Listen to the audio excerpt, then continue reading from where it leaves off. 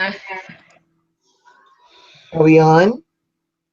Oh, Hi, yes. everyone, and welcome to the Priestess View. I so apologize for the delay, and I blame everything on Mercury retrograde Yeah. because it is really kicking my butt, but it's okay. In fact, first we'll do our circle. Let's go ahead and first I'll let Goddess Star say hello. You can see I'm all over the place today because I'm catching up from being sick last week, but it's all good. So Goddess Star, by all means, please say hello to everyone.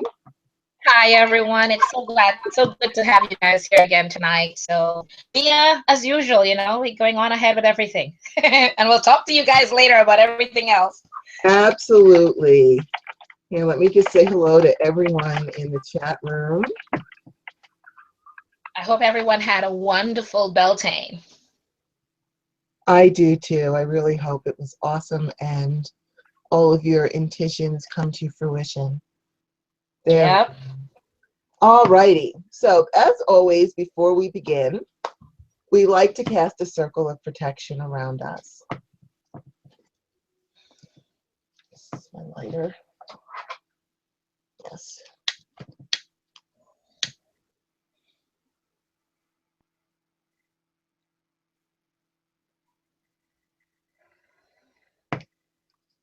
All hail, our lords and ladies of the East, our brothers and sisters, our brother and patron, the sacred element of air. Namaste. Divine honor, love, joy, peace, and respect to thee. I charge thee, please cause a barrier of protection through all of our walls that face your direction, from corner to corner and end to end. Let peace and protection reign herein. Thank you, and so it is. So mote it be. Thank you. So mote it be.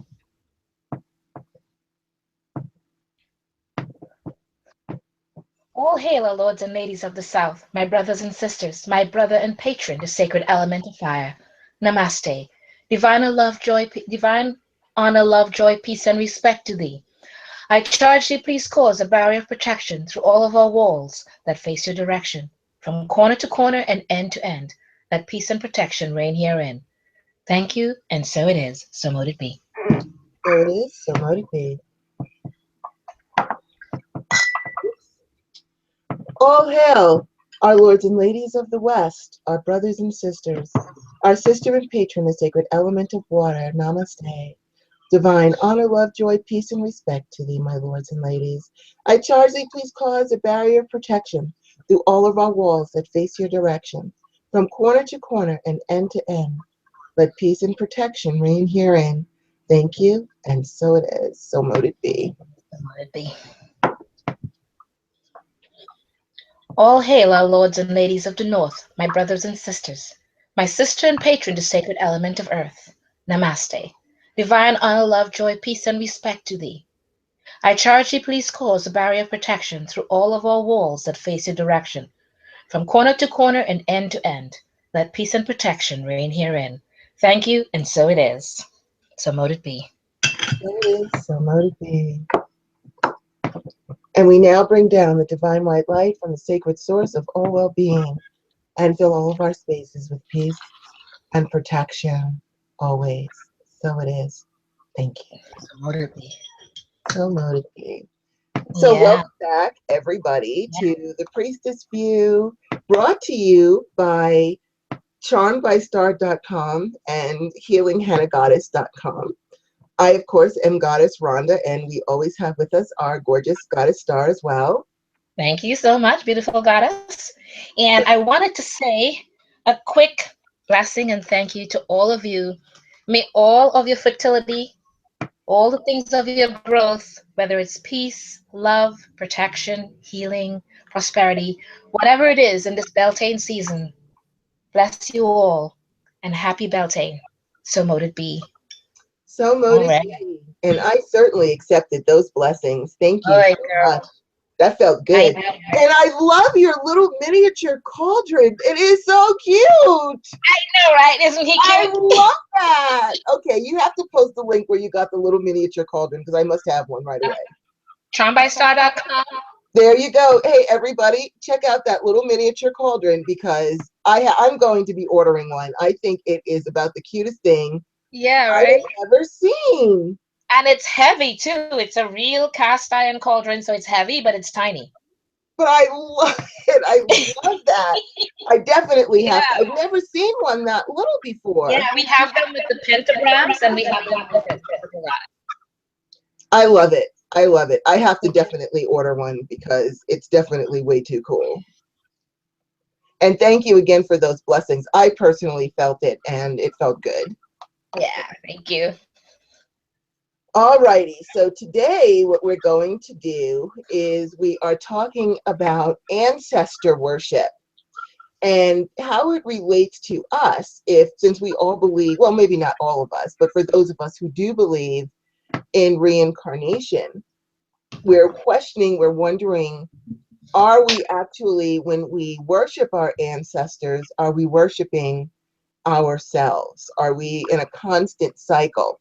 Now, ancestor worship spans throughout the world, from Africa, China, India, and so on. I know in Hinduism, there is a heavy emphasis on ancestor worship, sending blessings to them, doing tarpanam on the new moon to give them things. And also in many of the African religions as well. I can't speak for every religion in the world, of course, but just those that I know of. And also, many of us in the metaphysical world also believe in reincarnation. In Hinduism, reincarnation is a part of the belief of ancestor worship. So, if we combine the two of reincarnation and ancestor worship, and I would love to hear in the chat room if you, lords and ladies in the chat room, if you subscribe to ancestor worship and or reincarnation and what your thoughts are on this as we go through this so that we can kind of get answers to our questions. Of course, this is a relaxed show. It's all mainly based on Goddess Stars and I opinion. We've got a whole bunch of questions. We're going to be asking each other for our opinions, and we really would love to hear your opinion about all of this as well in the chat room. And as always, we will acknowledge you and read what you post so that you'll be able to share with everybody watching. All right, so our first question is, keeping in mind if we are our ancestors, since we do reincarnate and we do ancestor worship, when we make offerings to our ancestors, are we actually making offerings to ourselves? Now, what do you think about that, Goddess Star? That's such a really interesting question, and I think it's a bit of a yes and a no, because I mean, honestly, I think we are worshiping ourselves at the same time. I don't know if it's worshiping of ourselves, but more honoring of ourselves, but worshiping and honoring our ancestors, Mm-hmm. because whether it's our direct ancestors or our lineage ancestors, or like Star Cassis talks about honoring the ancestors of the type of tradition that she has. It's just honoring in general. I think giving honor, as to whether we are making offerings to ourselves, I think in a way we are, because we are the byproduct. We come forward with it. So yeah, I think we are. And no matter what, whether we are honoring ourselves as well, or making offerings to ourselves as well, I think we have to honor our ancestors no matter what. Give thanks for what they've given to us. Um, and what we've come learn from them, because no matter what, we are part of who they are. Whether it's by, because a lot of people, I've had people ask me that question, or similarly, when they've been adopted and they don't know who or what they came from. That's why I'm saying it's not just your ancestors of who you are, which you are honoring whether you knew them or not, but also of your lineage or your tradition or different things, and just honoring, period. What do you think, Goddess Rhonda? I agree with you. Personally, I believe in self-worship. I think self-worship is very important to honor the divine that is within us, because this is just our vehicle. Our souls, I do believe all of our souls are divine. And so I do think that that's important, but I also believe, because I do strongly believe in reincarnation, that we really are making offerings to ourselves to strengthen ourselves up. When we make offerings to our ancestors or the gods and the goddesses, we do so not just to show our appreciation for all the help that they give us and for what we're asking them to do for us. It also strengthens them. Our adoration strengthens them. Our offerings that we give strengthens them as well. So there is a give and take there. And so I personally notice that when I'm in ceremony, and you might have noticed this as well, Goddess Star, when I'm in ceremony and I'm making my offerings and I'm communing with the divine, I feel uplifted. I feel energetic. I feel like I'm benefiting from what's going on. I can feel the energy creeping in to my own energetic field as I become one with the divine, one with the ceremony.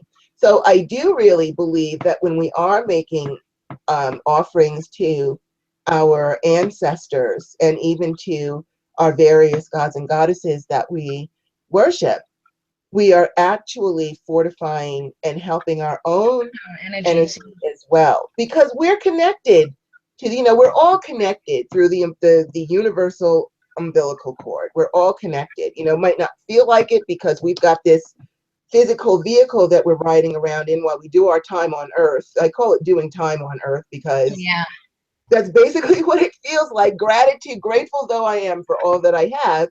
And we're here to learn. And of course, there's trials that we have to go through because that's how we learn. We learn through our adversities. We learn a lot about ourselves when we're under the gun. When everything is going well, you're not so concerned about things. You're not learning anything. But when your butt's against the wall, then you've got to think. You've got to be resourceful. You learn a lot about yourself with that. And so with all that being said, even if you don't believe that you are your ancestor, we are still all sharing the same spiritual DNA. So when we send something to uplift them, we are still uplifting our own energy because our energy is so connected to them. So I really do believe that we are our own ancestors. And when we make an offering, we are actually making offerings to ourselves as well as to the ancestors who have come before us. I really do believe that. And I would love to hear your opinions. Oh, wait, we've got an opinion already. Yeah, I was just about to say that Goddess Tamara has an opinion with that. So go ahead, Goddess. We've got 2 points. Ancestor honoring sounds like quantum Quantum physics. physics in a way. And I tend not to honor ancestors I did not meet in this life. Family members on my father's side of the family were not too nice. Well, but Goddess Tamara, let's also look at this as well. Even though, keep in mind, and this is just my belief, and everyone, of course, has their own beliefs. This is my belief, is that we all agree to come down here through each lifetime to learn something. And we come down with a soul pod, the group of people that have agreed to help us learn for our souls to evolve. So the people on your dad's side who may have challenged you and caused you all kinds of adversities, you could have been on the other side. You guys could be the best of friends. You could have been joking with each other about the hard time you were going to give each other and who was going to win and who was going to be stronger. But then when you get dropped down here, you don't remember all that. So now all of a sudden you just feel like you're faced with all of this, all these adverse people, all of these competitive people in front of you.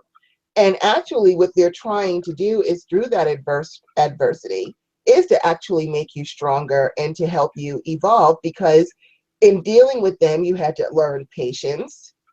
You tried to be rational and reasonable, which probably did not work. You've had to use all kinds of your own mental resources in order for you to try to get around this. You had to evolve your coping skills so that you could deal with them at family dinners and not kill anybody. So you've actually benefited in a lot of ways from this. If you really think about it, what your dad's family has put you through and how much you have learned from that. You've learned how resourceful you are, how patient you are, how you tried to be reasonable. You've learned a lot through that you might not have learned if they had not put you through that. They've toughened you up for the rest of the world and for all the other things that you're going to do. So we have to also look at the benefits to them. Maybe they weren't so nice, but maybe they agreed to not be nice to help you in this lifetime to evolve your soul, if that makes sense to you. Do you want to add to that, Goddess Star? I think you're kind of right. Actually, not kind of, you're right about that. But I also think that additionally, um, I think a good, bad, or indifferent, we have to accept certain parts of us, because we, in who knows what other lifetimes, what we have done ourselves on the other end. Mm-hmm. And we have to not necessarily atone, but we have to go through some of it so we can feel that empathy towards others. We have to go through some of what they've gone through so we can understand what they've gone through and why. Um, and you kind of have to realize that certain parts you have to go through no matter what. And you're sitting there going, but why me? You know, or why do I have to deal with so and so?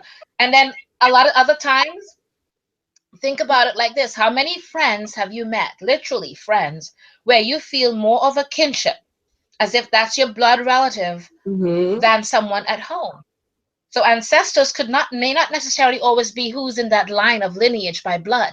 That's right. To me, ancestors is like, just to give you an example, you've met Luna. Mm-hmm. And I've always told people this story about how when we met at Beltane in Central Park, literally speaking, we met and I said, okay, you do this. And she said, I started putting her to work right away. And then we spoke later on. And as we were speaking, we told each other a story and we have no idea where the story came from. We finished each other's sentences with it. And for the life of us, we have no idea how that happened. But we were talking about something in the past. We were Amazons and protecting each other's backs. And Mm-hmm. we described everything about the area and everything like that. And to me and her, we felt like we were sisters from back then. So that's, in a sense, our ancestry. So, I mean, you don't know, what you're seeing right now is just part of it.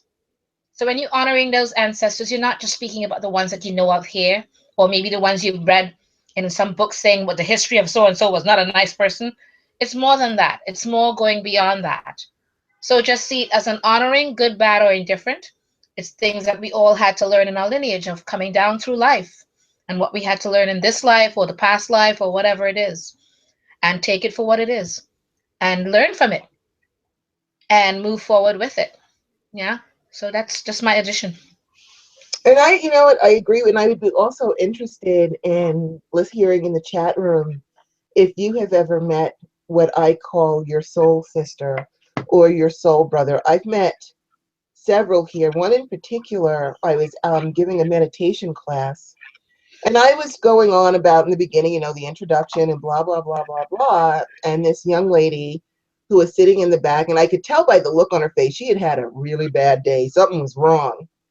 And she just, all of a sudden, she just piped up and she goes, are we going to do the meditation or not? Because I really need this meditation. And normally I would snap at somebody who interrupted my class and what I was saying, but I just felt like, you know what, no, we got to help this girl. And so I said, you know what, we're going to go ahead and start right now. And so we did the meditation and blah, blah, blah. And then after it was over, I went over to talk to her, and I knew immediately, I knew this woman and she knew me. We go all the way back to Sumer and all the way through Egypt, through lifetime to lifetime as we've been talking. And I mean, we are just this close. I can go 2 months and not talk to her, pick up the phone and talk to her. It's like I just talked to her yesterday. And so having that kind of relationship, and I just recently came into contact with one of my soul brothers that I had this huge vision. He's always bringing me things, and he's a really nice guy. And I had this vision of us as siblings in ancient Egypt, that we were brother and sister. And I could see us playing and we were having a great time. And didn't tell him that. And the next time he had come over, he had said, I have such this brotherly love towards you. I don't understand it. I can't figure it out, but I just feel like your brother. And that's when I told him that I had this vision of us being siblings in Egypt. So it's really cool when you come across those people, because that's where these people are who I feel are my support. They're my real Yeah. support. I can tell them anything. I can lean on them. They're always there for me. And so I would be curious to know if anyone in the chat room has found someone like that, a friend like that, that's not necessarily a blood relative, but who you recognize from another lifetime as being either a sibling or a support or something where you are so connected that this person is back in your life again. Right. Because Well, it's I just wanted to quickly bring up Goddess ER or God ER, Lord or Lady ER. He or she said, I was talking to a goddess who works in a metaphysical shop. She Mhm. asked for her ancestors to give her protection. Interestingly enough, she shared that a grandmother that strongly disliked her while she was living is now one of the quickest to defend her. So I thought that was interesting because, like we were saying, good, bad, or indifferent, we don't know what they were meant to give us in this lifetime that we know of. So that kind of, proves in a sense, and add to what Goddess Rhonda and I were saying about, good, bad, or indifferent, they're part of your lineage. Mhm. Absolutely, they are. All right, Goddess Star. What's our next question? Um, and as you mentioned that part also about anyone in the chat room, does anyone have anything to say about anyone that they know like that? Because I'll tell you, interestingly enough, and you may not even see it as brother or sister, but I believe that Goddess Rhonda and I were meant to meet. Yes. And we became friends first on phone, and then on the video chats, then on the phone again, and then in person we met for the first time as Heckfest last year, and we felt like we knew each other. Absolutely. So part of that is something that we've had known. We may not recall right now, but there's something there. You've met and you don't understand what it is or why we mesh or whatever it is. There's a reasoning for it too. That is very true. It's very true. Goddess Star and Yeah. I finish each other's sentences. I don't have to like go over shows with her. I'm just like, okay, this is what we're talking about. We'll come up and say the same exact things. We just have this connection. And we met through something else, but the universe will put your paths together with who you're supposed to be with, who your Yeah. real soul family is, your real soul support. And it is true that it's, even though I hadn't met her, and I think we talked for like a year before we met in person, at least a year. Yep. Yep. And I felt like I knew her. And even when I met her, it was like, hey, sis, what's going on? I felt like so comfortable. And I'm not always Yeah. comfortable Yeah. in other people's presence. I come off as very outgoing, but actually very introverted, and I'm very empathic. So I'm kind of like, okay. But I just felt like I could tell her anything. I just felt perfectly calm. So I would love to hear if you guys have found someone like that in your life as well. Yeah. All right. So do you move on to the next question in the meantime? Yes, ma'am. Okay. Does the offerings we make to our past selves actually help us now? What do you think about that, Goddess Rhonda? I actually believe that they do help us now. I think that when we're making the offerings, again, we are making, when I'm offering a piece of cake, naturally I don't expect my ancestors to come down and physically eat the cake. They're getting the energy from the cake. And since their energy is so linked and connected to mine, I honestly believe that that energy filters through them and back through me, and that I also get the blessings from that. And another thing is that with Hinduism, when you offer food to the divine, you offer the food, you do your ceremony, and then after the ceremony, you eat the food because it's already been blessed. Your ancestors have blessed it for you, and the divine has blessed it for you. And so you go ahead and eat it, and you take on that energy as well. So I really do feel, and that's why I feel it's so important to make offerings. And you'll hear that. You'll hear feed your gods and goddesses, feed them, feed them, feed them. And we Yeah. feed them, not just our adoration and our love. We do candles, we do incenses, we do all kinds of stuff to make offerings to them, but offering them food also, everything we offer strengthens them up. And if they're strengthened, then so am I. Because like I said, when I'm doing ceremony and I'm making my offerings, and I can actually feel my own energy improving, even if I didn't feel good. There's times when I don't feel good and I don't feel like doing ceremony, but I'll do it anyway because I feel that, the divine does so much for me. I can take 5 minutes. I can do something. Maybe not a full thing, but something. And as soon as I get started, I feel my energy come back. It comes Yeah. back as I'm making my offerings and doing my mantras. And so I do feel that it helps us as well, and that we are feeding our own souls by feeding our ancestors. What do you think about that? Absolutely, I agree with you. And to the point that, see, a lot of people also believe that when they're honoring their ancestors, absolutely, and they're doing offerings, you do feel, I don't even know how to explain it when you're doing it. You feel almost like a sharing of both your soul and theirs. There's almost like this reciprocal thing going on. Um, at least that's how I feel when I do it. Um, and I'm feeling like I'm thanking them uh, for just about everything. Excuse me, my throat is itching. Mm-hmm. Of course, I reach for the wine, Of course. not the water, not the water, but the wine. There you but go. Hey, whatever works, babe. um, but yeah, I feel like there's a reciprocal enlightenment and a reciprocal honoring that happens when you do it. Because I've actually felt sometimes as if one of my ancestors or many of them are reaching out and telling me thank you for keeping to honor and keep our honor going. I've felt that. So I agree wholeheartedly.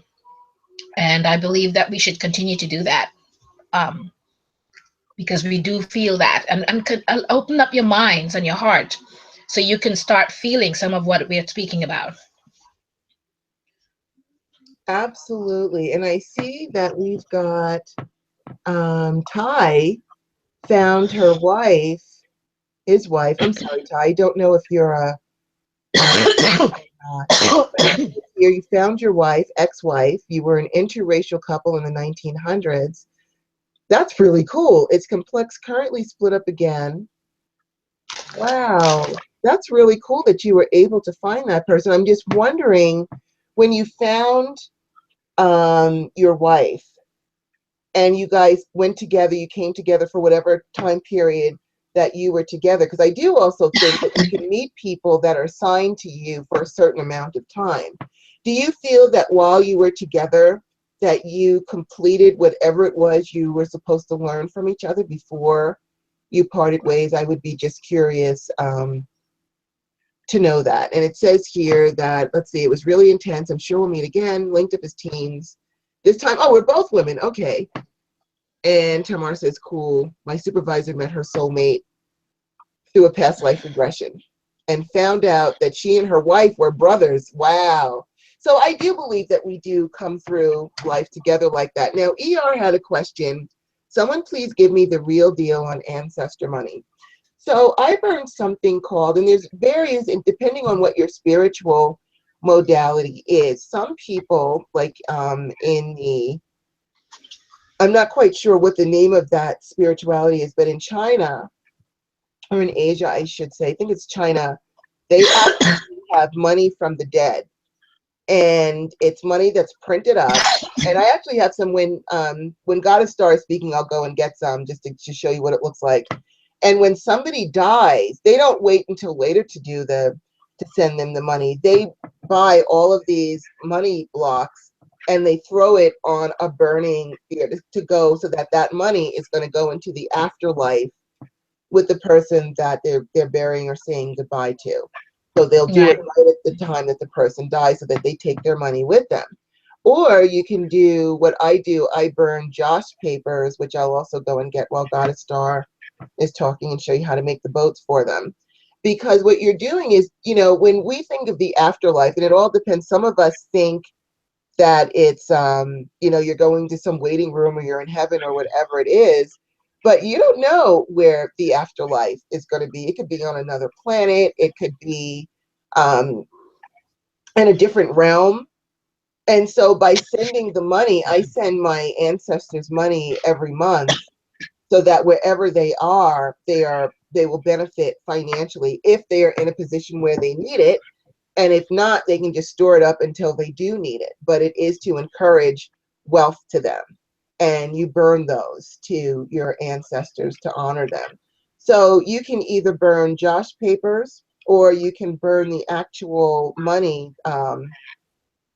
that they have. But you want to make sure, and I don't know how true this is, I just read that you want to keep, if you're not burning the money, to put it somewhere on the side, because it can be bad luck to just have it lying around. But I'll show you some examples of it while Goddess Star is talking. And we're also, I think one of the questions has to do with that too, so I won't spoil that question, but that is how you do the ancestral money. Because don't forget, you know, depending on what your spiritual belief is, some people believe that it's heaven, some people feel that we just go to a place of rest. I think we might get to rest, but then we're put back right back on the front lines. And it might not be here. It might be in another realm. It could be on another planet. But we want to make sure that at least our ancestors do have financial means and resources. We don't want to send them off with nothing. And if we are our own ancestors, then we're also ensuring our own future lives by sending that money over. So what would you like to add about ancestral money, goddess star? Will I go and get some examples for everyone to look at?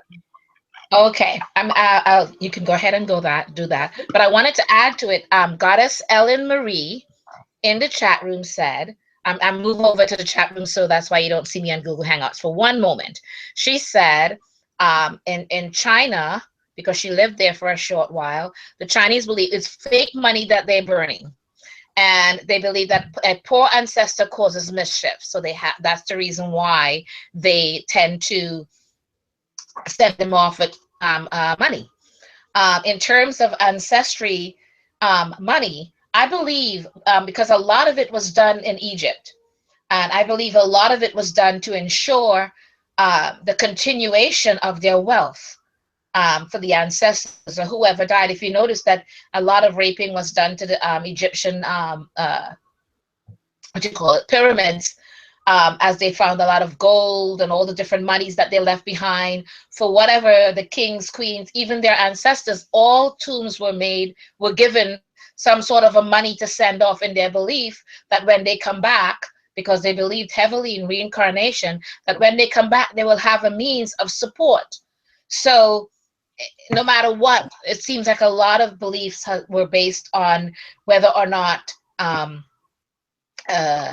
if they leave money for their ancestors or even towards your future, it's kind of like offering yourself money. So when you yourself come back or reincarnate, you will have the means to support yourself as you go on right now.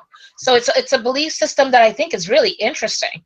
And it may not be something that every tradition around the world do, but it's interesting that the concept of it is so well versed around the world to the point where many people believe it. And if we, I remembered to do some feng shui for my apartment, which I believe in wholeheartedly, and I've done it for years. I would leave money or a frog, you know, the frog with all the monies, coins all over it. I would leave that. They tell you to put it in certain positions, and that's to ensure that money comes into your home and is able to keep your home stable. So, and a lot of them do that. So if you believe in that, and that's a great idea, maybe creating some fake money. I think some people have actually done fake checks and things like that, and say a denomination of whatever money it is, and they'll burn that as part towards their ancestors. So that's honoring yourself and ensuring that you yourself will then also continue to have money to keep you stable. So that's an interesting concept. I mean, I wholeheartedly believe in that. So what do you believe, Goddess Rhonda? Okay, With so that I'm part? Oh, you got already some said stuff. your part. I'm so sorry. You That's came back to okay. that, yes. So this is to give you an idea of the fake money that they burn. Here's one of them that they have. Here's another one. I think these two are the same. Yeah, they are. They're the same. So that's just to give you an idea of the money that they burn in China. That's And then awesome. also, they have something called Joss papers. And Joss papers are papers with, they've got silver, they come in different ones. I order the silver ones with the silver metallic little sheet there, and the gold ones, which I think I should have a gold one in here. So yes, I do. And the orange and the gold ones. And then what you do is you take the paper, let me just put this back in here, because I have some that are pre-made. What you do is you take the paper and you make these little boats out of them. and then you puff them up, and then you burn them also as paper. So I burn these with the silver, because I like the idea of silver, offering silver and gold. And I burn these to my lords and ladies. I burn them to my ancestors. I also burn one for myself. I do this every new moon, and I'll do it periodically throughout the month if I feel like I need to. And then I also burn one to mitigate any bad karma or any bad money karma that I may have, because I believe in karma mitigation. In Hinduism, we believe that if you show repentance and do things to mitigate whatever you have done wrong, then whatever bad karma you have can be mitigated or stopped completely. So, for example, let's just say I did something bad in another life, and it was the karmic decision that to pay me back, I was going to get into a car accident. But I did my mantras and I did my karma mitigation things that I do.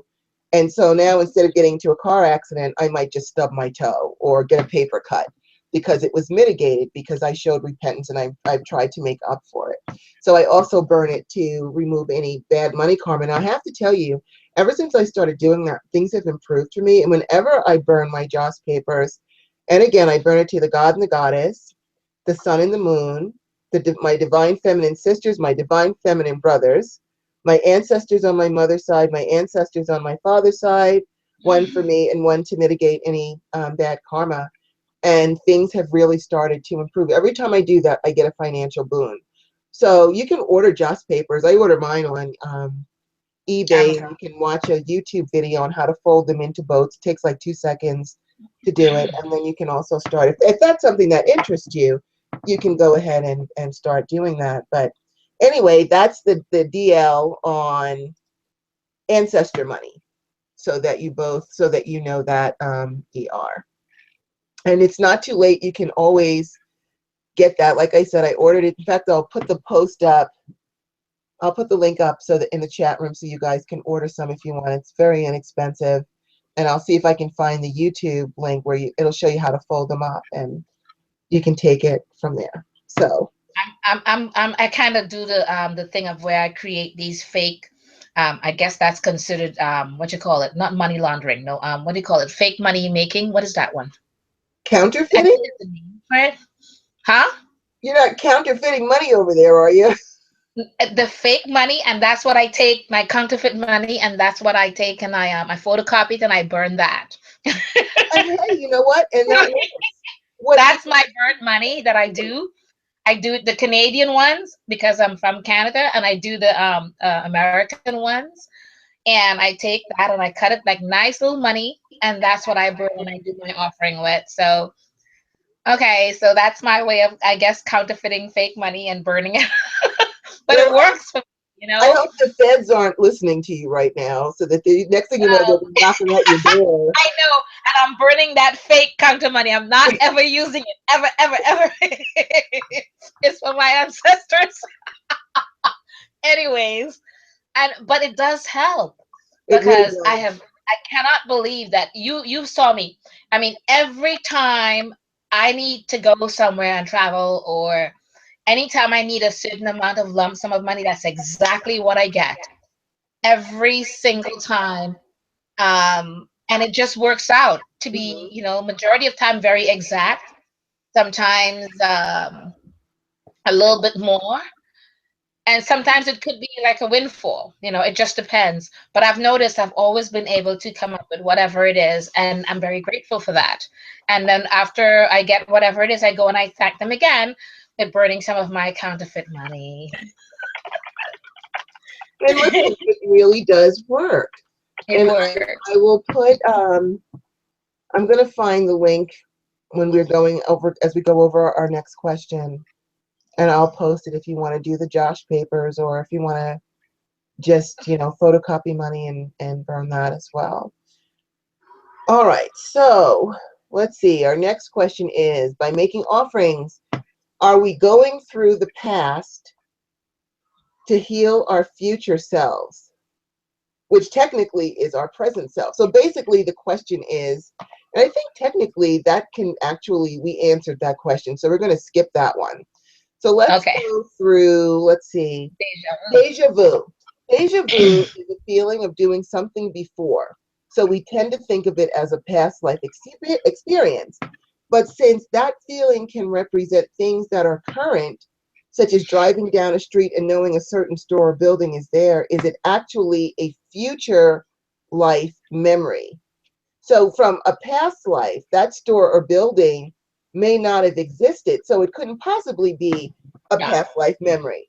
So logic would dictate that some of those things that you're seeing is a future memory. Because if I go down the street and I just know that Walgreens is going to be on the next corner, Walgreens wasn't here in the 1900s or way back when where I come from. So that tells me, since Walgreens is a newer store, I'm actually remembering something from a future life that I'm already in, because I really do believe that our past lives, our current lives, and our future lives run together. I think we're living everything simultaneously. And if you think about it, when you look up at night at the stars and see the starlight shining down, a lot of those stars burnt out, I don't know, millions of years ago. They're not there anymore.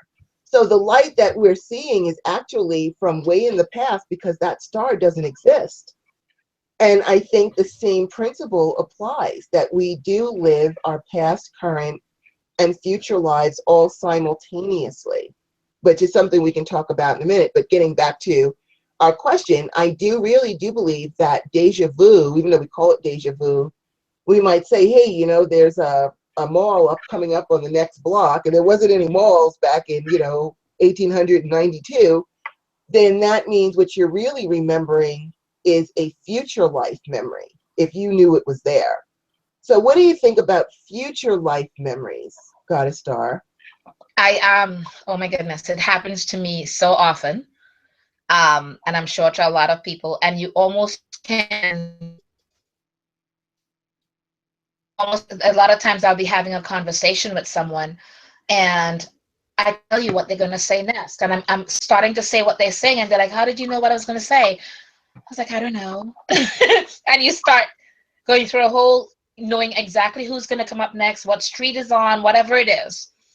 And I call that like foresight, or not so much like past life experiences, but more foresight, telling you things that to warn you to change whatever it is if it needs to be changed, or let it go if it needs to be, if it's already on the path it's supposed to be. I think we are all kind of given a little bit of uh, foresight in some ways to judge certain situations. Are you going to do it the same way as you did before? In some ways, I feel like we've been there before. We lived whatever it is in the future. I know it's kind of confusing. We lived already some of it, what we've done in the future, and then here we are in the present, now ready to experience it again. And we're saying, what happened with it when it happened before? Did it turn out all right? If not, do you want to change what that outcome is? And it gives you an opportunity to correct it, maybe. The only thing is, a majority of times when it's happening, we all have a tendency to kind of go through the whole motions just to see if what you're seeing is right, or what you're hearing is right, if it's exactly as what you thought it was. So if there was something that you had to change, which I think a lot of times is giving you an opportunity to change certain situation, because the reason I think that is because it doesn't happen with everything. It happens with certain things and certain instances. And it could be the most mundane thing, and you're wondering why. Or a lot of times it will happen when you've just met someone for the first time, or um, a friend you've known before, and you haven't seen each other in a long time, and suddenly you can almost piece together a full conversation or something like that. So I think a lot of times, a lot of that is giving you opportunities to change certain things. And unfortunately, a lot of us don't react in time to it. Um, and sometimes it's a good thing because it ends up being really great and you love it. So you let it go. And most people don't tend to change anything about it. Um, but it definitely is not a past life experience, because it's something that I think is about to happen, that's coming in the future. So I Right. call it of a foresight. What do you think, Goddess Rhonda? I do think it's, well, sometimes, you have to make the distinction between a psychic vision where if you're connected to the person that you're talking to, if you've hooked into their energy and tapped into their waves, then you can automatically, because you're psychic, you're going to know what they're thinking. You might know what they're going to say. Right. Or it could be that you're remembered having that conversation before, even though this is the first time you've had that conversation. It could be like, I never talked to you about this before that I remember, but I'd swear that we had this conversation and you were wearing the same thing and everything. So I do believe that that comes from a future life. Yeah, I absolutely. do. And there are some people that, they'll meet somebody. One of my friends knew when she saw her first husband, she knew that he was going to marry her and give her 3 children. She knew it. She just knew.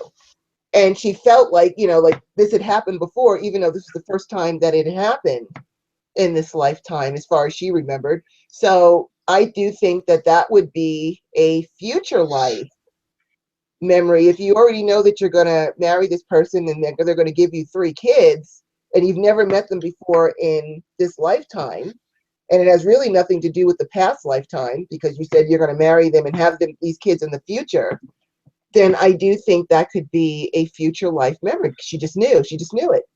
Like it had already happened. She knew he was the one and this was what was going to happen. And so I do really believe that we live in the past, present, and future at the And same times. And there's plenty of times where I will experience, and I don't know if it's from a past life or a future life, but I'll experience things. I've experienced being shot. I've experienced a lot of things. I've witnessed a murder, and yeah, there are visions that come up. And I can't honestly say if did that happen in a past life or a future life. I don't know, but I feel it like it's happening now. And so I do really believe that we kind of live all of them, all of our realms all blend together, the past, present, and the future all blends together. And so whatever you're doing for yourself now, if it is your intention, I was even thinking about starting a future life bank account where I'm just like burning spiritual money into it so that when I arrive at my next destination on this path of mine, at least this time I'll be wealthy already and not spend all the time trying to, drum up the money for things that I need to get, which I always have what I need. So I really shouldn't complain about that. But I really would. Now, just as an aside, I'm going to tell you this. I've told this to other people too. When they're like, are you going to come back again? Because we have the choice, I believe. Most of us, I think, have the choice to come back. I think some of us get left back. We have to come back because we've got all these things that we need to learn. But, like anything else, if you want to drop out of school, you can. And I said, the only way I'm going to come back again is I'm going to negotiate that I get to come back next for a vacation lifetime. Now, I was telling one of my friends, like, she's like, oh, that sounds boring. I was like, oh, no, it's not going to be boring because I'm going to have all the money that I need to travel to all of the places that I want to travel. I can give to charity. I can do a whole lot of things. I promise you, I can keep my life very full as a rich woman. And I want a vacation lifetime. I've done past life regressions and I'm always this and that. And I want my next one. I want to be sailing on my yacht. I want to be fed grapes by beautiful young men who just worship me. I want to be able to travel. I want a vacation lifetime. I demand it. I earned that vacation lifetime. I want it. So I have a lot of negotiation that I'm planning on doing when I go back up there and say, listen, okay, I've done what you've asked. Now if you want me to go back for another round, okay, but first I get to have a vacation lifetime. Because I believe some people are here on vacation lifetimes. Have you ever met someone where their life is like perfect? Everything is great. They've got plenty of money. They do all these things that they want to do, that they love to do. That's a vacation lifetime where all you're doing is pretty much drifting and having a good time.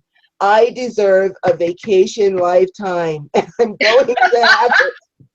I you am sound like you sat and thought about this really well. That's awesome. You sound like you've really thought it out very well. So, Absolutely. And if you want to join me on that vacation lifetime, I will girl, negotiate for you also. yes, I love the part with men. I love butts. So I love the part they gotta be in thongs. I love that part. I love I have margaritas and I can watch the butt shoulders flap. I'm all there and the money. The butts and the money. I'm agreeable for that. Beautiful sunshine, the ocean breeze. We'll be sitting there toasting each other. Yes. Our organic wine from Trader Joe's. Yes. Trader Joe's wine. No, we'll do better than Trader Joe's this time around.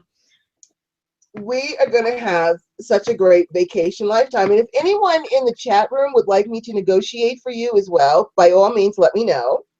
And I will negotiate for all of us. I will be the spokesperson that says we have earned vacation lifetimes and we demand them. We're going to have them on the next one. So we're going to have those. And I believe that we'll get it because not only have we earned it, but as teachers and as healers, as we all are, including all of you in the chat room, you know, we really paid a lot of dues. And so I am sure that if we ask, we can have our vacation lifetime. Just even if it's just to come back and just have a great time, that would be just wonderful to be able to do that. So let me know and I will be sure to add your name and I will negotiate for you so that you can also have a vacation lifetime as I plan to have. And as I say all of that, I have no idea if I even answered the question we were talking about or what question are we on, because I got in this whole role about this. So let's see. I know. About, oh, deja vu being something, is it actually a future life as well? So we talked about that. Okay, got it. So you're up next with the next question. I'll try to pay attention now. All right. So in our research, we looked at one site and it said, worship of ancestors is worship of origins, which I thought was really cool because we should have pride in our origins. What do you guys think? Because what do you think, Goddess Rhonda? I'd like your, feedback. Or actually, and part of the question is it possible that not honoring our origins contributes to the lack of self-esteem? I think that's interesting. Yes, I really do. I'm going to put it even in a different context, which might be a little controversial, but there's things that we need to be brave and talk about because it is significant. And I do believe that because a lot of us, especially people of color, we have so many races mixed in with us. However, we don't acknowledge that. We might just say, well, I'm Black or I'm African American or I'm Canadian, Black Canadian, or however you term yourself. But I have to wonder if by me saying that, for example, if I just say, well, I'm African American, but I have an Irish grandfather, I have an Irish great grandfather, I have an Italian great grandmother, I also have a Cherokee great grandmother. When I look back at the other cultures that I encompass, am I not being insulting or even cutting off or ignoring part of my power by not acknowledging them as a part of me, which I do. I just haven't come up with a way. I'm kind of like Prince, where I don't even believe we should even classify people as races anymore. It's just we are who we are and that's it. But I do think that if we do not honor our ancestors and all of our lineage, I do think that we are compromising our power if we only acknowledge one aspect and not the rest of them, which many of us do. So we can have people, and it's just not just, Black people, you can have a person who says, I'm a really proud Italian American person. But they had a great grandfather who was Russian or Native American or something else.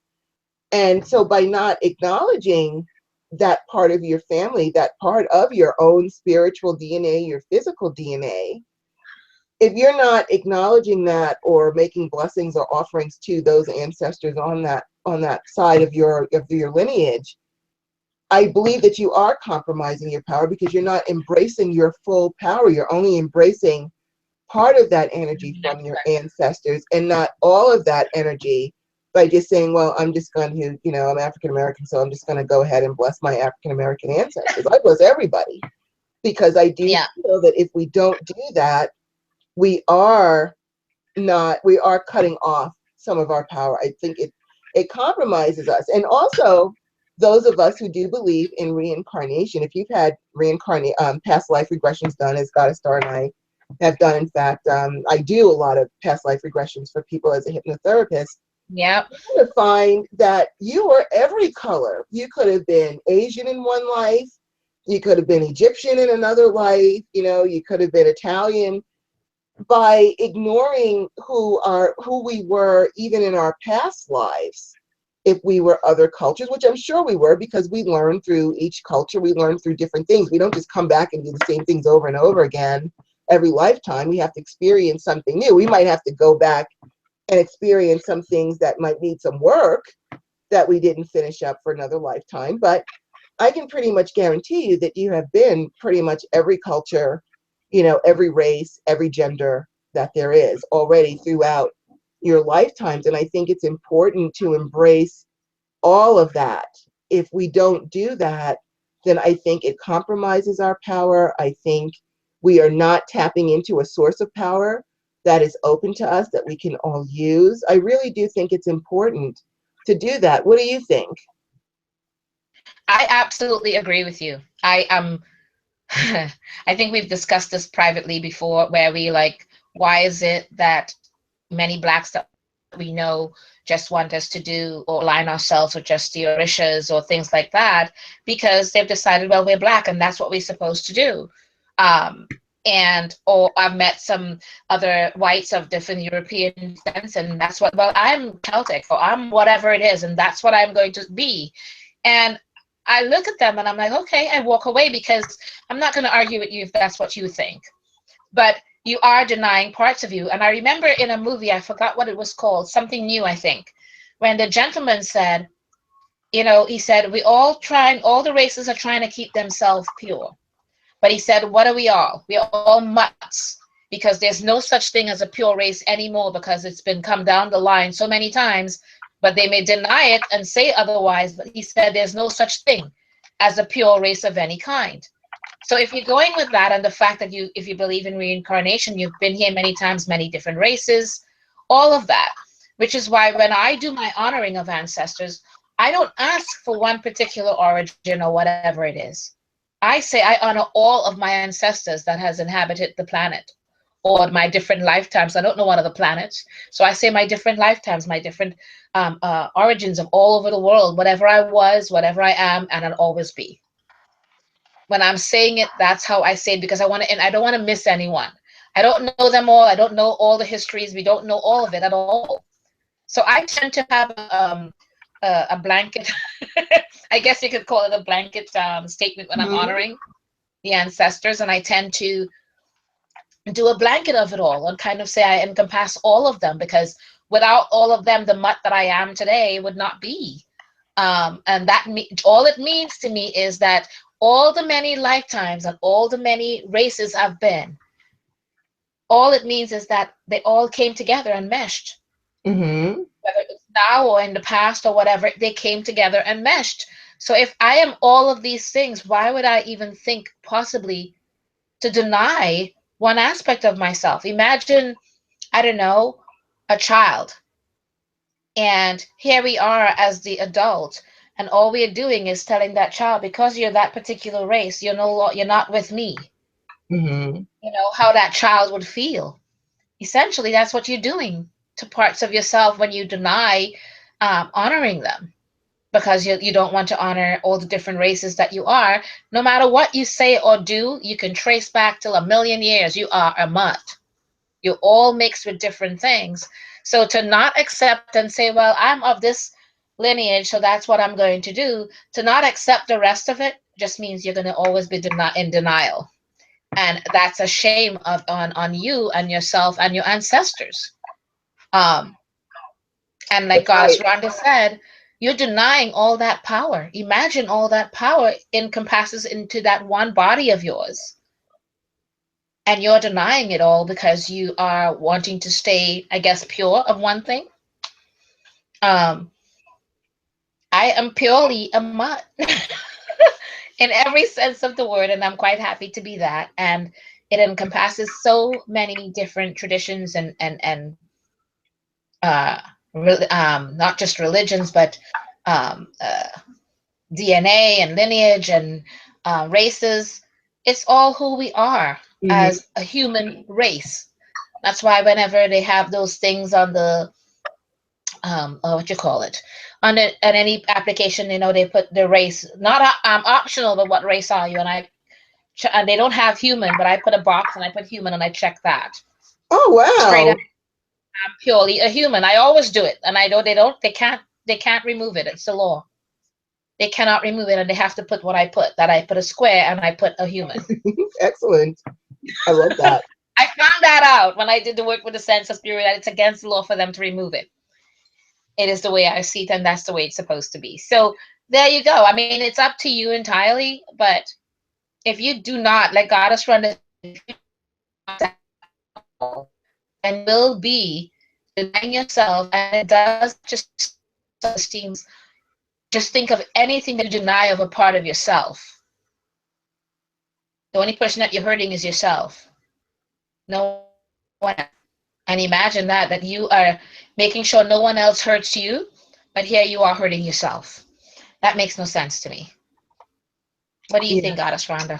I think that I agree with everything that you say. And I think as spiritual people, I would like to think that we are beyond, just looking at color, that we have evolved beyond that. I came up during the civil rights era. I used to be a very angry person. It was always, racism was always played a huge role in my life. And it wasn't until I got into the working world that I realized I actually felt discriminated against more as a woman than I did as a Black person, because they just treated us so, they didn't have all these things, that all these protections in place for women that they have now. And I remember the first mortgage company I went to, my boss used to call me his bookends. Oh, here comes my bookends, talking about my boobs. And there was no protection back then. They could say pretty much anything that they wanted to say. So that kind of, I think, pulled me out of looking at race and looking more at other things, and that's, I think, is probably what steered me towards the divine feminine and trying to bring that back, or rather bring more attention to it. It's already here, but to bring more attention to it, to bring that balance back between the divine masculine and the divine feminine. And so, we've also got a lot of comments here Yeah, I in saw our that. chat room. You guys are just talking away. We've got Yeah. I Erica like I like said, the one that Ty said. Off planet we might have been blue people. yes, Who it's knows? true. No, but it's true. And Erica said, And it's just like, so, you never know. It's just, kind of go with your heart. I've always told this to Goddess Rhonda.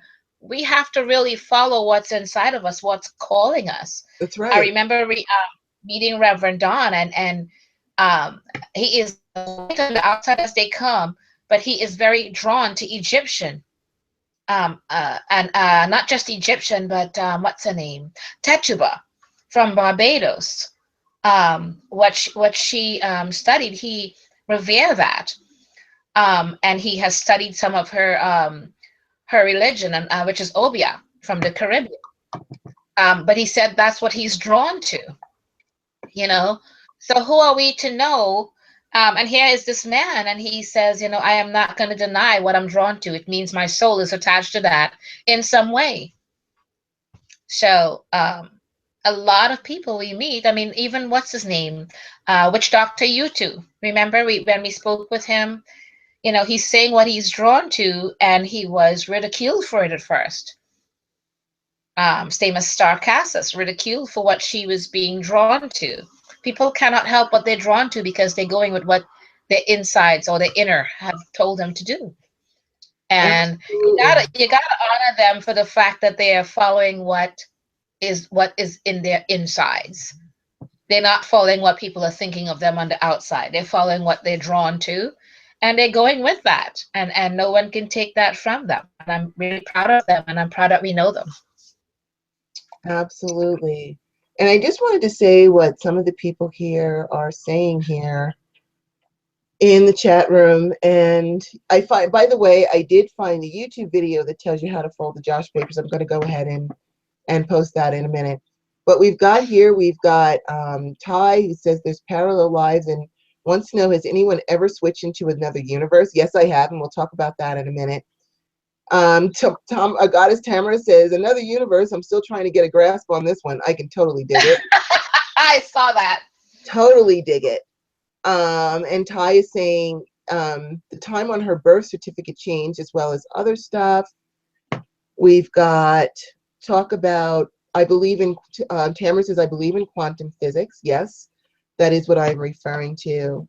Let's see, we've got Erica says, I believe I am a reincarnation of my goddess. Before I even knew she existed, she had come to me in a dream, telling me we are the same person. And Ty says it was an experience that's now set. New birth time. I have friends with different birthdays.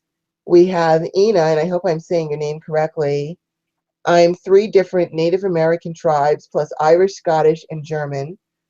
I feel a lot more of a connection to the Celtic and the Native American. Ty was Sicilian last time. Tamara is African American, Native American, Irish, Scottish. I acknowledge all. I feel like I'm not, if not, I feel like I'm not acknowledging my whole self. Absolutely. Ina did past life regression. She was in ancient Greece. Tamara has been Chinese and East Indian and Egyptian that she knows of. And I think that, and Ty mentions the blue people, which we could have been blue people. Yep. We can, but yes, you can. I used to do, I don't have as much time as I used to, but one of my favorite things that I used to do, and now that I'm bringing it up, I would like to actually start to do that again, is to do journeying, because I love to journey. And one day I was doing a journey, and I ended up, I'm trying to think of what the name of the realm is. Do you know off the top of your head what the name of the realm of fire is in the Norse religion, goddess star? I can't think of it right now, but if not, I'll look it up. Yeah. See where Yeah, that is. I need to be studying more of my Norse. I try to study everything, so it's hard. I Because do. I study everything, and I'm you really end up good. being the bill of all trades and all knowledge, so you find yourself studying everything. I think it is. Wait, hold on. I don't want to say. Wait, North blah blah blah.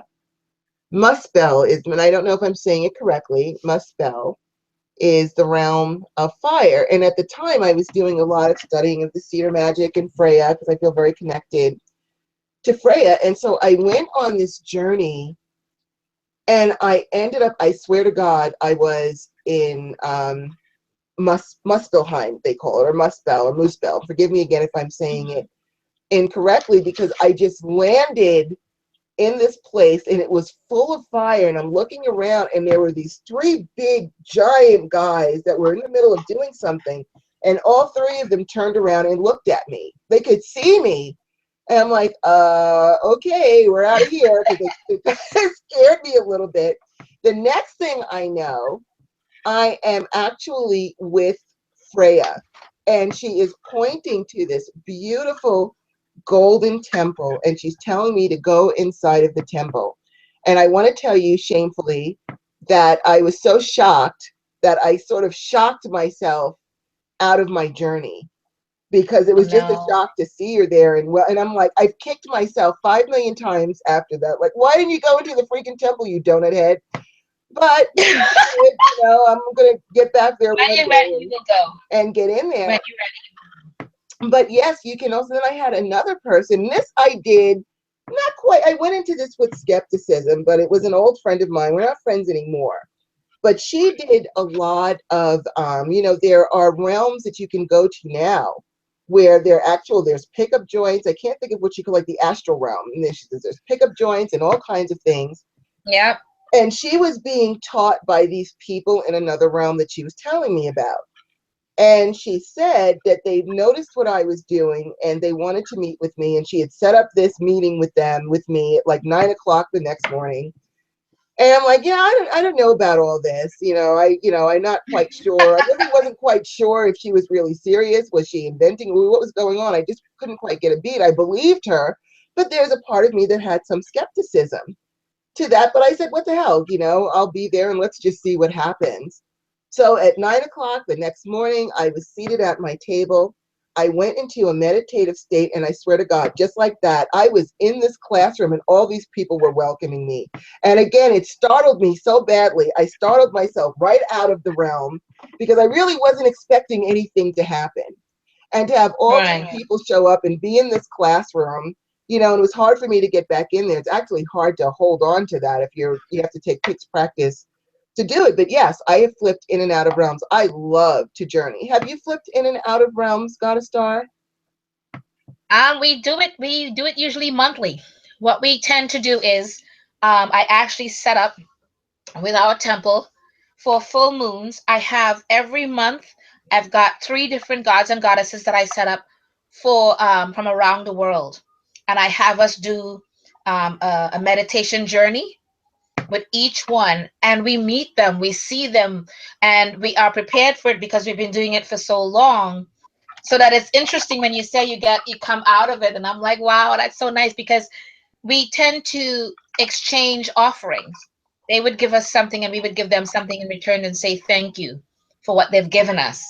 Um, and it's something that we kind of do every month, that we try to do as a practice, so that when as they get better and more attuned each time, they would know how to react with different gods and goddesses. And some of them they've never known in this, before, because it's not part of what they consider their lineage or anything like that. But I have them, I don't want them to just stick with certain gods and goddesses. So I've assigned the gods and goddesses, and I pick them from around the world, whatever it is for that particular month. And we work with it like that. So yeah, we do it monthly. Been doing it for a few years now, and it's interesting. It's fun. You begin to actually, when you do it so often, you kind of train yourself to um, journey without even being there, Mm-hmm. if you know what I mean. Without assigning yourself, okay, I'm now going to go journey. You just give yourself a moment and lay quiet in the dark for a moment, and you're there. And you're talking with that god or goddess. And it's so interesting. It's almost like a flipping a switch. Um, and it's kind of cool. It's fun. And you learn so much. A lot of times they've given us gifts of certain knowledge with different healing that I've gotten. Or I remember one goddess had said something about what we should do regarding getting more fortune to come in towards us. Um, Actually, it was one of the gods and goddesses that suggested to me regarding the feng shui. And since then, I've picked it up for years now. And uh, they didn't call it feng shui, but it's, when I came out, that's what I got it was, that it was feng shui. The idea of designing the your space to fit a certain way. And that's what I was drawn to for a little while. So I kind of went with it. You tend to follow certain parts of it. So I don't know. It's kind of cool. I found, anyways. It Did is anyone did cool. anyone did anyone else in the chat room have that happen? Oh, there we go. The full paper. Okay, got it.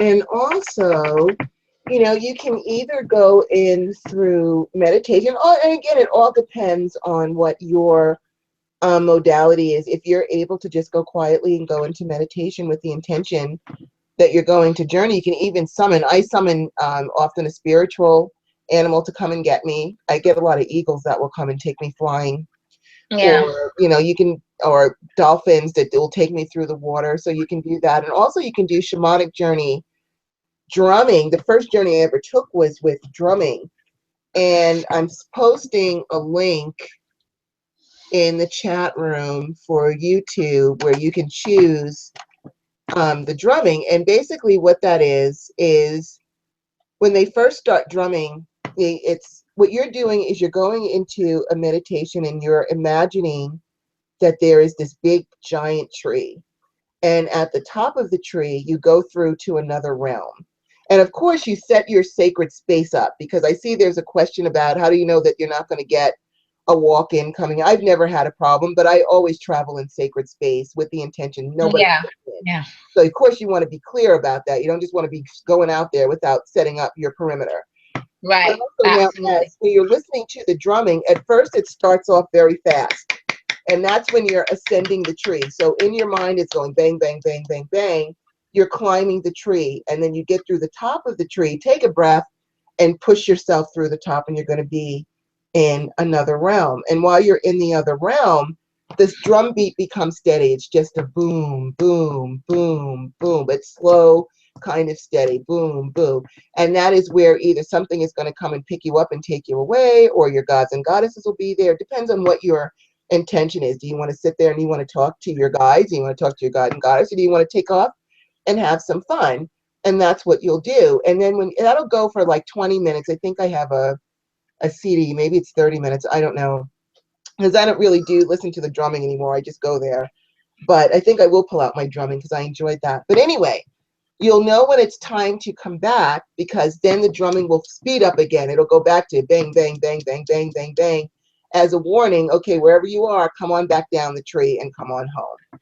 And so you can do shamanic drumming journeying, which I personally enjoy. And if you have a hard time focusing, the drumming can help you, because your part of your focus will automatically go to the drumming. And the drumming is going to lull you into that state of where you can actually leave the body or use your thought body to go wherever it is you need to go. So if you have a hard time meditating and you need that distraction, the drumming will actually help you. But if you have the ability, if you already go into meditative states with your intention of what you want to do, where you want to go, or if you just want to have one of your spirit guides or spirit animals take you away and show you what you need to see, that works as well. But that is what that is journeying. And I love to journey. And you can see, Yeah. go to different realms, go to Absolutely. different planets. There's so many places for you Yeah. to go and see. And Ty says there's a book called Astral Dynamics that has much on the subject. So you can go ahead and take a look at that if you're interested in astral traveling. And Erica has something interesting. Some people believe that birthmarks are ways you died in past lives. I believe it too. What do you think? You know, I've never thought about that. I've got several birthmarks. I'm trying to make a correlation to see if that could tell me if that's how I passed away in another lifetime. I will actually have to think about it and process it, because I've never considered that before. So I'll make a note to myself to address that next week, because I'm going to have to really sit and think about that. What do you think about that, Goddess Star? Okay. I was just typing them and a link or a book that I recommend with for the journeying as well. Christopher Penczak, a lot of his books are on the journeying, putting yourself into alpha. You mentioned a tree. He would use the world tree and use create a doorway and go through there. Mm-hmm. And it's interesting. You actually have doors that you can choose where you want to go Mm-hmm. with different things, and it's all very interesting. And we've been doing it for so long now that um, we do it without much of a thought. And it does become like second nature to you after a while when you've been doing it. I know it does for you as well, because you kind of put yourself there. Like you said, you started off with the drumming. Mm-hmm. We started off with the with putting ourselves into alpha and going through the world tree. Mm-hmm. And it's interesting that we chose trees that seems to help take us there to that next realm that we need, whether it's past life or different realms and different things. But it works really well. And if you can do it, it will help you a lot, because I find a lot of times when we are doing some of that is we came from work or something like that, and you're exhausted. And Mm-hmm. yet when you leave there, you feel so refreshed, so revived. It's almost like if you've been injected with something of one of those, what do you call it, the 5 hour drink that you right away you become really energetic and everything. You know what I mean? But it's kind of like that. You come away feeling so energized and refreshed. And you're like, oh wow, I was so tired before. And that's the reason that we can tend to do it with people on the monthly at the full moons and stuff. And they really enjoy it. I'll have to see if I can find something that I can put up for you guys about it. But Christopher Penzak's book on it was very good with training you how to do that from scratch one and going there and things like that. And you can visit gods and goddesses, get to know them. That's one way that we use for getting to know a particular god and goddess. Um, or for some people have used it to help to get to know their guardian angel or different things. I mean, they teach you so much. Or like you said, your spirit allies, whoever or whatever they are all very helpful in giving you the knowledge that you need with it. So I think it's kind of cool. Oh, wow. And we did not even go on to the next question. We have a Well, I tendency know, to you do. know how we do. We get started, but I'm laughing here because It just occurred to me. Tamara's cracking me up. She says, wait, I lost it because everyone's writing so fast, the thing keeps moving. So Okay, all right. here it is. Okay, what Tamara she says, I have a white mark above my left breast. It looks like a bullet hole. I think somebody shot my ass in a past life. Oh my God. And Allie Marie says hers looks like a bullet hole too. So okay, so now I have to look at my body after this and see if Okay. I have any bullet holes or knife wounds or something. Because you guys have all this stuff going on. So I'm gonna go and I'm gonna take a look at that, and I'll have to, in answer to your question, I will have to really process that, and because I never thought about it. And so I'll have to look at my birthmarks and see if I can figure out if they represent anything like that. So I will do that. All right. I think it is Goddess Star's turn to ask a question, but I'm not sure. So go ahead and just ask the Okay. question, Goddess Star. All righty. Let's see. We did last one we did was a self-esteem, right? Hold on. We did Honoring our Deja self-esteem, the Vu. contribution and lack of self-esteem. We did the last one we did was worship ancestors of origin. And then we got off track because someone asked about journeying. There were some questions in the chat room. So I think we are at. Is it possible that when we make offerings to ancestors, could we possibly helping them in our previous incarnations? Okay. Oh, okay, yes. So you read that question so fast, so go ahead and read it for us again slowly. Okay. So the next question is it possible that when we make offerings to our ancestors, could we be possibly helping them in their or our previous incarnations? For example, let's say that in a previous incarnation, I struggled for money. And in this incarnation, I start making offerings to my ancestors. Could that possibly change the course of my previous life from poverty to achievement? Wow. Well, I used to watch That's almost that like a show. What is it conundrum. called? Remember that show that used to come on, Quantum Leap, where the guy Yes. would, Yes. would just be all over the place in different bodies and different lifetimes. And I remember seeing or hearing that someone said that if you change the past, you could change history. You're not supposed to go back and change things. And I don't know if that's necessarily true or not. I think that if I have the ability and the opportunity to help an ancestor who is still in the past, is still going through something, maybe that was me, then I can actually help myself. Now, there was a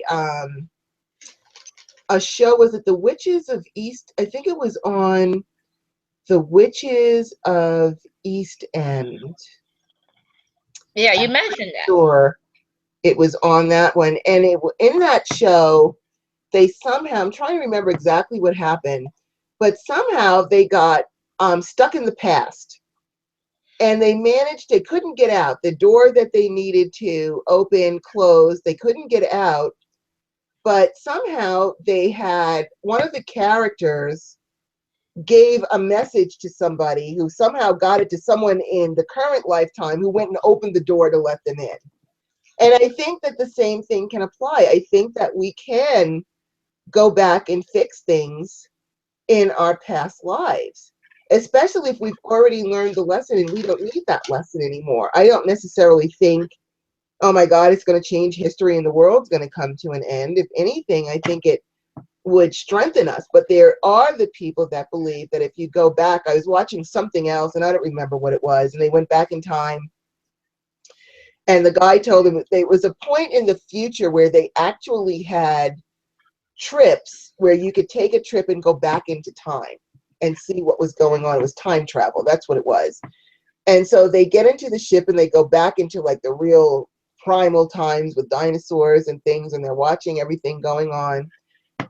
And were told specifically, do not touch anything. Be very careful where you walk. Be very careful, because you can make one mistake and change history in ways that you can't believe. So one of the tourists accidentally stepped on a butterfly. He stepped on a butterfly, and it was like, oh, you stepped on a butterfly. Oh my God.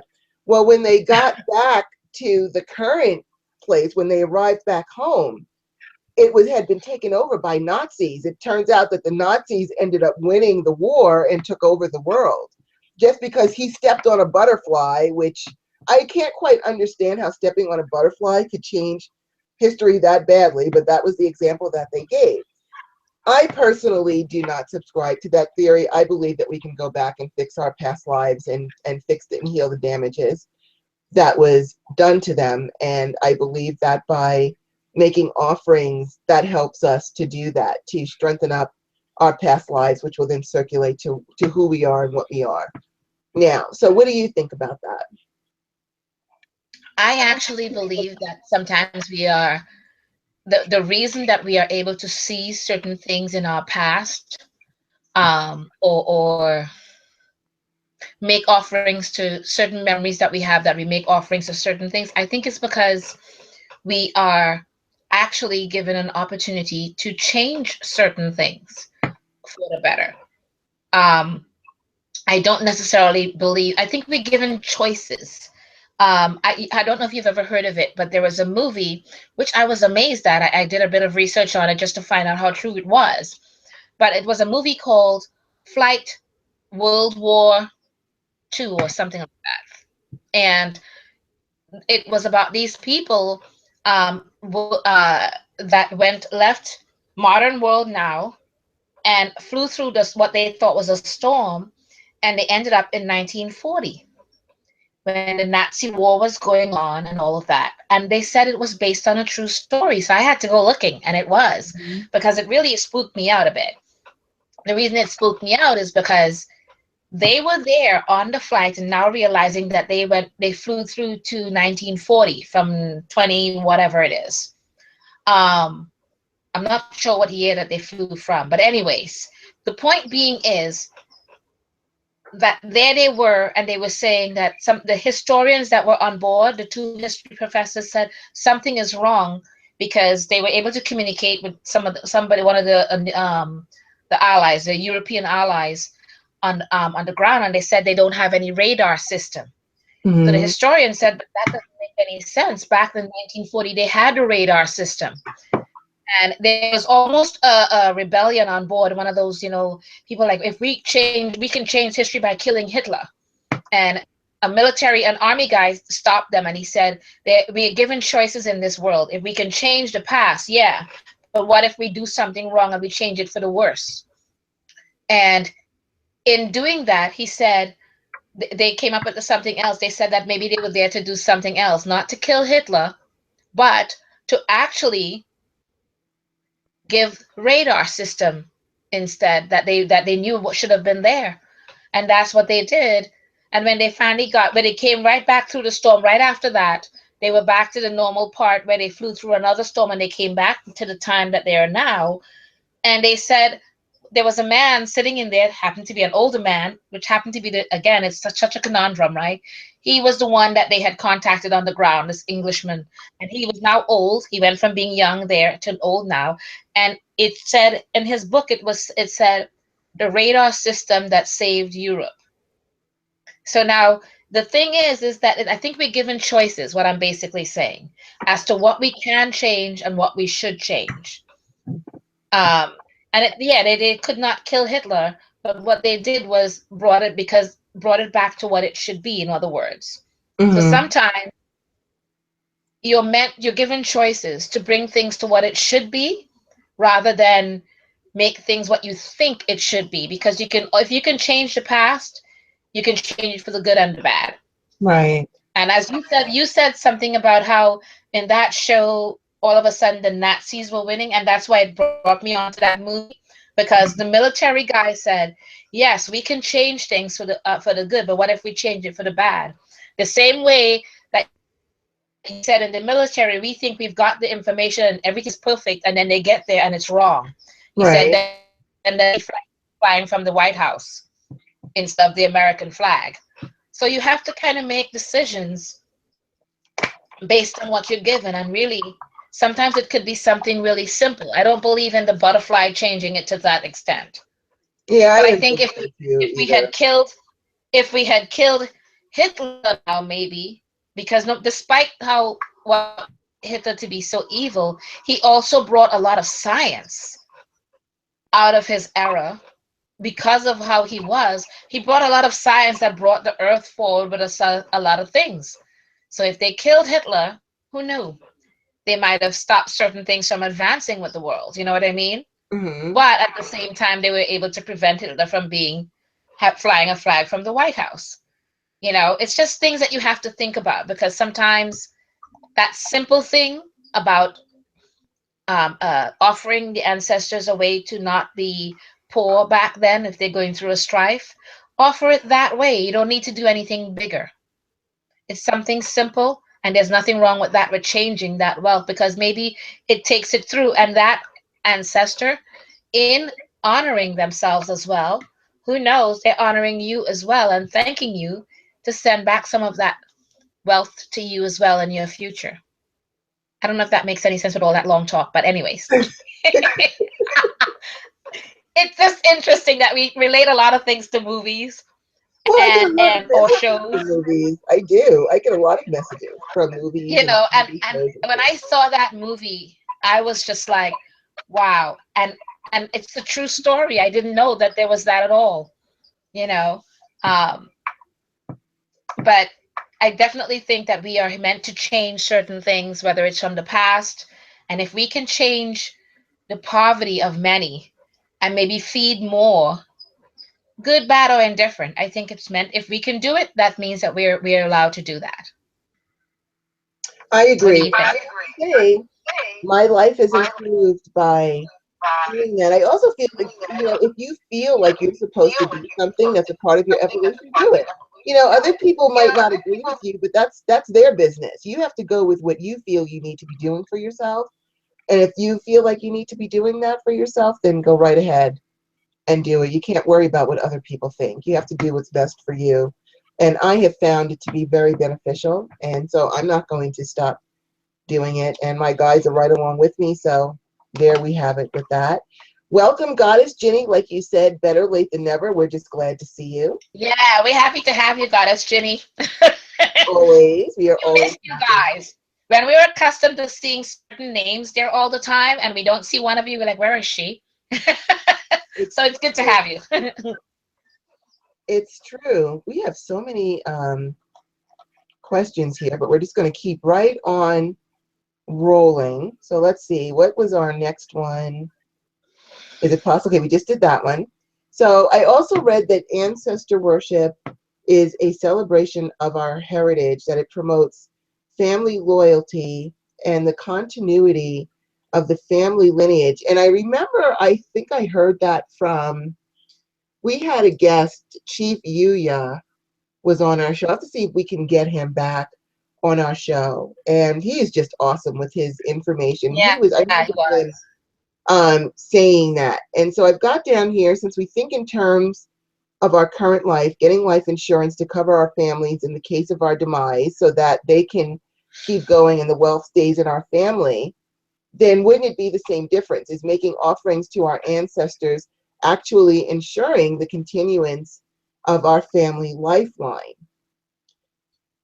I'm of two minds about that, and I have to kind of put my thoughts together on that. So I'm going to let you answer that first, Goddess Star. You're really doing that to me. Yes, I I am. was hoping to get I am doing that to you. Yes, I am. okay. Right in your face. I am putting you on the spot. Okay, all right, So that got I it. can try to come up with something that sounds intelligent that people will understand what I'm talking about. Right, right. It's an interesting thing because I'm kind of on the line with this one. Because I see so many sharks come out whenever someone dies. Um, and all of them, all of a sudden, good, bad, or indifferent, they're all there reaching out for their part of the pie. And whether they were in that person's life or not, there they are reaching out, going, some is for me, some is for me. And I call them sharks because they were not there before, in a good way. Not all of them, but there they are like sharks. Um, so yes, I believe in celebrating our ancestral heritage, and celebrating and worshiping our ancestors for that. That will promote, hopefully, family loyalty. But I see so much of the disloyalty that I'm not exactly sure. I mean, I'm hoping that it will. Um, I think it will continue the lineage, but as to the family loyalty, it would be great if I think that happens if everyone is participating in it. If only some are doing it, I think it's a bit one-sided, and the loyalty part is where you lose some of it. If everyone in the family is not of the same like mind in the sense of honoring the ancestors, because not everyone believes that. You and I, probably the witches are in the of our family line right now. We're probably the only witches. So here we are, with my Christian family, and absolutely will not do any honoring of ancestors in No, any that's not going capacity to happen. because they're Christians. So then there's just me. And not that they're good or bad, it's just good and bad people. So the family loyalty, I think it has to be something where the family in general are all of the like mind in one form or another. Because we know we have the Christian family side that, they will go to church, to the Catholic Church or Christian church, and then at certain times they walk around incensing out things, and hopefully they're honoring their ancestors at the same time. Now that might work with that group of people, but the ones who are the diehard Christians, I'm not so sure. It's a hard question to answer in that respect, because I think if we do as much as we can by honoring and doing our offerings, I think it'll work to a degree. But the family loyalty part is where I see it may not always work. So I'm kind of on the line with that in that sense, because I would like to say it takes out that insurance policies, but that's like with any kind of life insurance policies. Sometimes there are holes in that policy that either the insurance companies or somebody kind of say, well, we're not going to give you that much. We're going to give you this amount because of so and so and so. They always seem to find a way to not give you all of it. The Right. insurance companies, that is, and I think it's because maybe somebody's not all, with that insurance policy, not every, if you don't pay the full amount, not all of it comes through. So if we're not all on the same page and all honoring and to help promote that loyalty part, that family loyalty part, I think that hurts it. If you can have of the mind where you and your kids or your family are all of that type of tradition and belief, then I think it makes a difference. If they pass it, even if they don't, as kids, they don't go into the whole thing, but they pass and they say, I'm lighting this swami right now for the honoring of our ancestors, whatever it is, they're still doing their honor. But if it's just you, I think something loses a bit of translation somewhere. Hmm. I don't know. What do you think? Well, I thought it was interesting what you said about Christianity and not doing ancestor worship. But if you, in my opinion, Christians are the biggest ancestor worshipers there are because they believe that God is their father, which means Christ has to be their brother. And they are constantly worshiping their brother Christ and their father God.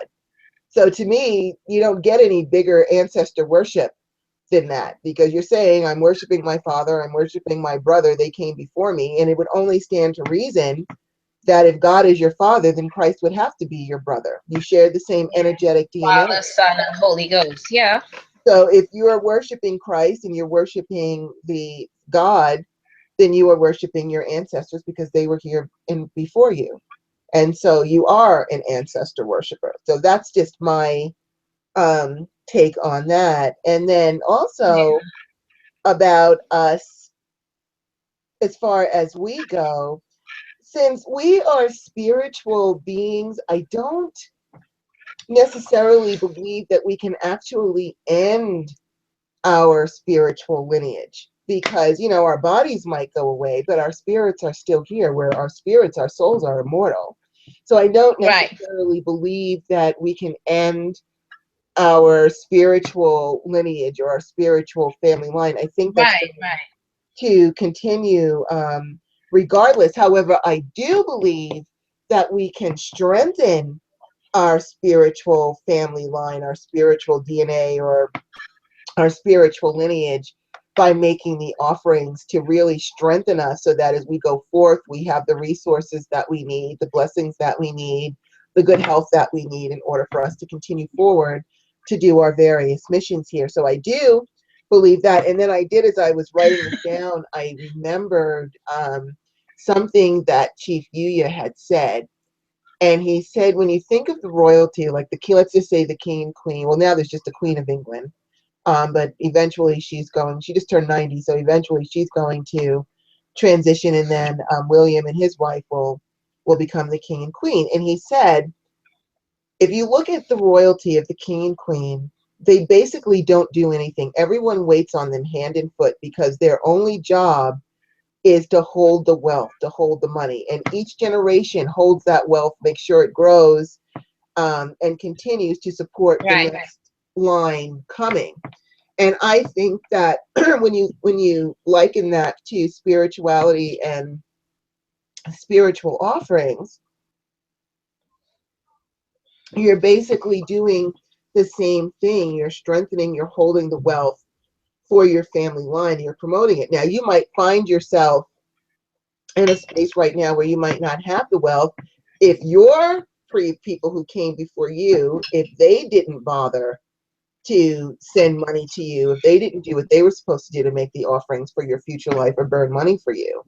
But I think that by us picking up the slack and burning the money, then the future generations, because we're sending that energy of wealth down the line with our intentions, then that wealth will translate to physical wealth for future generations if we continue. And part of that future generation, since we believe in reincarnation, will be us. So even now, while we're burning our papers, it could be setting up the vacation lifetime we were talking about, where we're Yeah. already burning the wealth, so that when we get to the next space where we're coming back again, that wealth is already going to be here. Let's say we inherit it from our parents that are in the future, and then we get to continue the line from there. So I don't necessarily believe it would end the lineage, because I believe our souls are immortal.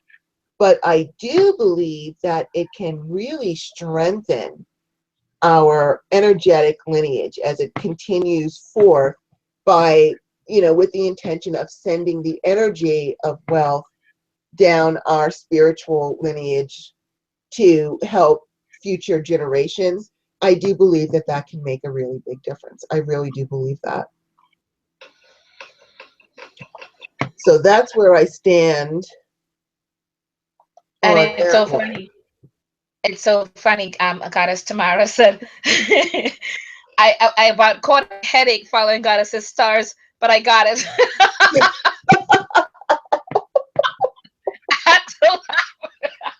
I understand entirely, because it was such an interesting movie that it's a conundrum it creates, of all this. But I tried.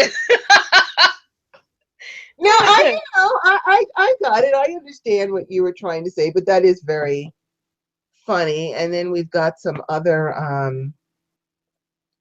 let's see, Ty says Prince didn't leave a will for a reason. And Oh, then Jenny says, would Memorial Day be considered an ancestral worship day? Yeah. Absolutely, it absolutely could be. Why not? Why not? I think it actually would be the perfect day Yep. to Because do that. that's the one day that everyone is on the same mindset. Let's do this, honor our ancestors, Memorial Day, I think that's awesome. Absolutely. So yes, all right. So where are we? Well, we've only got 5 minutes left. So I'll see if we can fit one Oh, more wow. Really? thing in. Yeah, that went really fast. Yeah. Let's see. I think we'll choose this one. I'm just going to pick a question. If we tie ourselves, wait a minute, to our ancestors forever.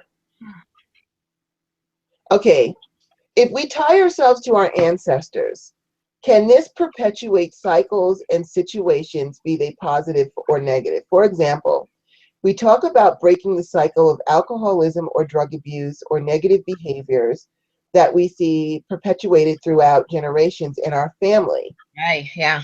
The same with the positive side, families that demonstrate achievement throughout their generations. So if we tie ourselves to our ancestors, can this perpetuate cycles and situations? I don't necessarily know that we have a choice but to tie ourselves to our ancestors since they're a part of our energetic line. In the physical world, we can say, you know what, mom, you've been mean to me. I'm never going to talk to you again and go off. But still, we're still tied to them energetically. You can not see, let's just say you don't get to see your brother for 10 years because you're living in different parts of the world, but you might still know when he's in pain. You might feel him, or you might get an idea, I better call my brother because something's wrong. You're still tied to them energetically. So I don't know that we actually have a choice with that. I guess the bigger question is, when we see the cycle, when we come through, are we supposed to notice and then take the onus upon ourselves to break that cycle, to stop it in the future generations instead of it just continuously being perpetuated? I think it's up to us to take a look at it and say, oh my God, my brother's an alcoholic and my mom's an alcoholic and my grandfather is an alcoholic. You know what? I'm not going to be an alcoholic. I'm not going to do it. I'm not going to drink. I'm not going to do that. So I don't know if tying ourselves will perpetuate the cycle because we have the free will to stop the cycle. It's Right. up to us. We can either choose to be an addict, or perhaps we are supposed to be an addict to learn from it in this lifetime, because we have to experience everything in order for our souls to evolve and learn. But I do think that after, let's just say in another lifetime, let's just say you were a drug addict or an alcoholic and you've learned what you needed to learn from that, and now you're incarnated in this lifetime, you can say, you know what, been there, done that. I'm not doing this anymore. I'm not going to be an alcoholic, and I'm stopping it. It stops here with me in the family line. So I do think we have the free will to stop the cycle of negative behavior. But I don't think we have a choice about tying ourselves energetically to our ancestors. What do you think? I agree. I don't think we have a choice about the tying of ourselves to our ancestors, but I think as each generation occurs, I think we gather strength and we learn from that past generation of what's there.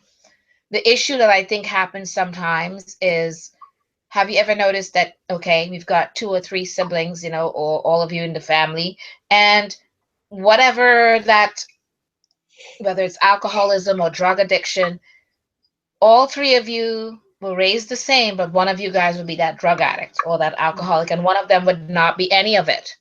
They're able to break that cycle and move on.